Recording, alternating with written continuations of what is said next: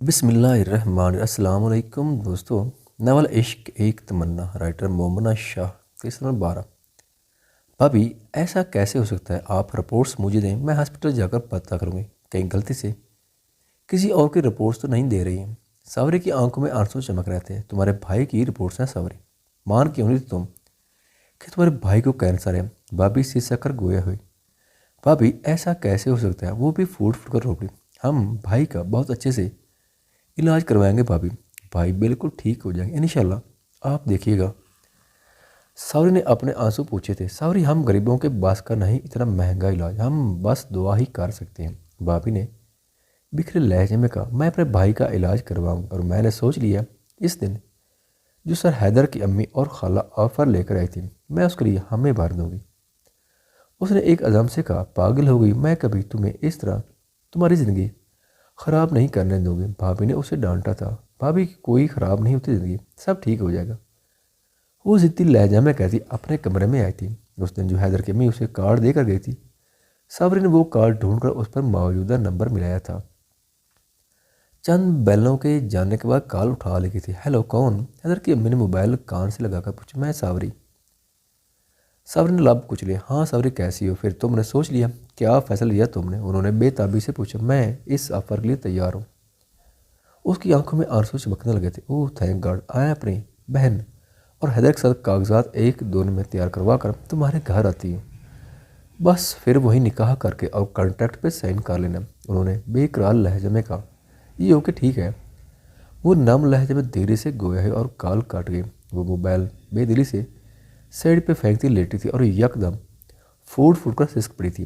آپ کی press conference ہے آج، اور ایک جگہ جلسہ اگلے ہفتے ارینجڈ ہے، شہر سے 3 دن کے لیے باہر جانا پڑے گا ہمیں۔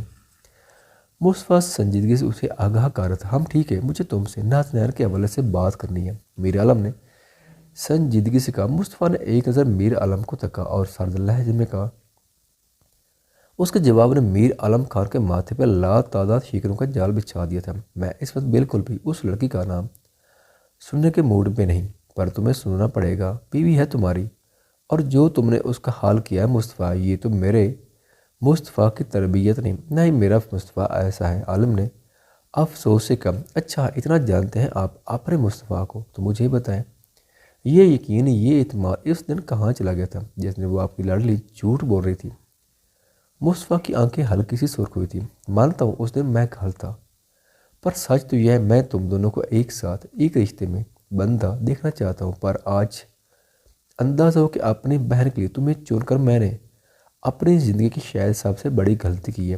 عالم نے افسوس سے کہا۔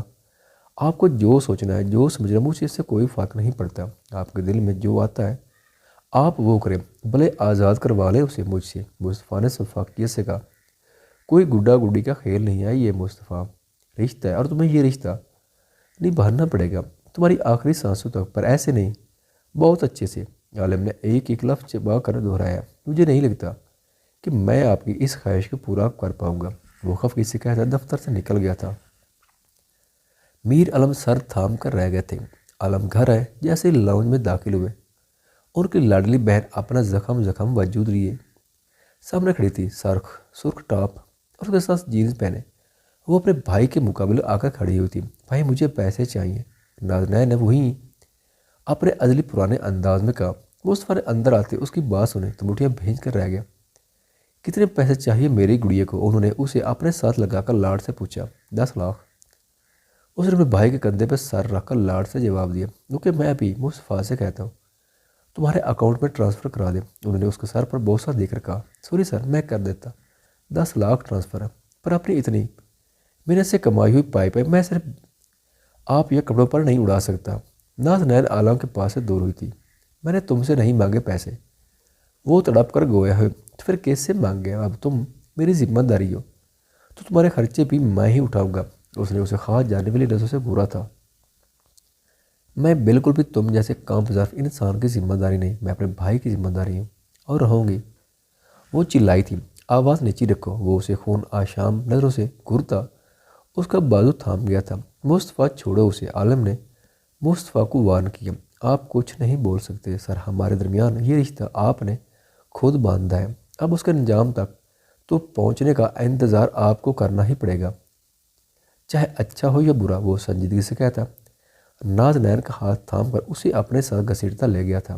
نازنین اپنا ہاتھ اس کی گرفت سے چھڑانے کی چیختی چلاتی رہ گئی تھی، پر مصطفیٰ نے اسے کمرے میں لا کر ہی دم لیا اور اس کے چہرے پر ایک زوردار تھپڑ رسید کیا۔ وہ تھپڑ کی تاب نہ لگتی بستر پر گری تھی۔ یہ جو تمہارا لباس ہے نا، اسے تبدیل کرو اور پھر کمرے سے نکلنا، اور جو بھی چاہیے ہو، پیسے، کپڑے لتے، کپڑے، کچھ بھی، مجھ سے آ کر مانگنا، اپنے بھائی سے جا کر مانگنے کی غلطی دوبارہ نہ کرنا۔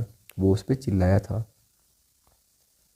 اوقات کیا ہے تمہاری جو میں تم سے مانگوں؟ وہ سسکی تھی۔ میری اوقات کا تو پتہ نہیں، پر کل رات تمہاری اوقات میں بہت اچھے سے باور کرا چکا ہوں۔ اس کے بعد مجھے مزید مت بھڑکاؤ کہ میں تمہاری اوقات مزید یاد دلاؤں۔ وہ اس کو جبڑوں سے جگڑتا گھور رہا تھا۔ آہ، دور ہٹو، ایک جاہل ترین مرد ہو تم، میری سوچ سے بھی زیادہ چھوٹی ہو۔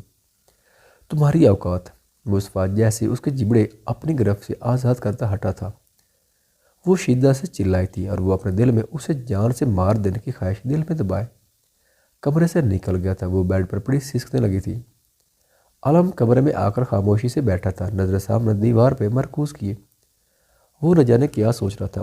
شعلہ جو ابھی کھڑی پھلانگ کر اندر آئی تھی، اسے وہ سوچوں میں ڈوب دے دیکھ کر شکر ادا کرتی واش روم کی سمت بھاگی تھی۔ جہاں بھی جانا ہو کم از کم سیدھے راستے سے جایا کر، یوں چوروں کی طرح آنا جانا بند کر دو۔ میر عالم کی کرخت آواز سن کر اس کے قدم رکے تھے۔ میر عالم نے بغور سے تکا تھا۔ ہاں، میں سیدھے راستے سے جائے تاکہ تمہارے وہ میڈیا والے میرا پیچھا کرتے کرتے مجھ کو ایکسپوز کر دیں اور تیری بھی جان چھوٹ جائے، ٹھیک بولی نا؟ میں اس کو دیکھ کر ہاتھ نچا کر گویا ہوئی۔ یہ تیری کیا ہوتا ہے؟ آپ نہیں بول سکتی تو کم از کم تم کہہ دیا کرو۔